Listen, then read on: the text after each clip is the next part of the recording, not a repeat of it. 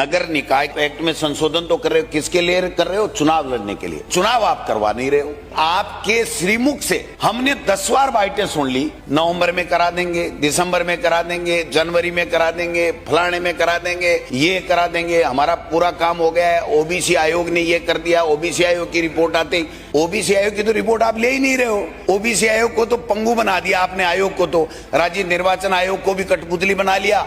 CMO में बुला करके हाजिरी लेते हो, बताते हो ऐसा करना है। ओबीसी आयोग आपने बनाया है, उसको तो रोजाना एक बाबू आपका सीएमओ में बैठा बैठा डिक्टेशन देता है कि आपको ये लिख के देना है, आपको सीएस को ये चिट्ठी लिख के देनी है, आपको ये करना है। 113 नगर निकायों के अंदर सुप्रीम कोर्ट में आपको ये कहा गया, आपकी मंशा के अनुरूप 15 अप्रैल तक आप चुनाव कराओगे। सुप्रीम कोर्ट कह रहा है अगर आप नहीं करा पाते हो, कोई कारण है, हाई कोर्ट के अंदर जाकर के सुनवाई करोगे। 113 के अंदर फैसला कर दिया, जहां सीमा नहीं बढ़ाई, जनसंख्या नहीं बढ़ी, सेम वार्ड हैं, सारी चीज वो की वो हैं, तो आप इसमें पुनर्सीमांकन नहीं करोगे। डीबी का फैसला आया, लेकर के बैठ गए। अब आप सुप्रीम कोर्ट में गए हो और सुप्रीम कोर्ट में जाकर के इधर से कह रहे हो कि ओबीसी आयोग रिपोर्ट नहीं दे रहा है। पंचायत राज की तो एक चिट्ठी लिखी है उन्होंने, नई ग्राम पंचायतें बनी है, उसमें हमें ओबीसी का सर्वे हम ठीक नहीं कर पा रहे हैं, डाटा सरकार। इसका मतलब जो सरकार फेल है, सरकार का फेलियर है अगर डाटा नहीं उपलब्ध कराया तो।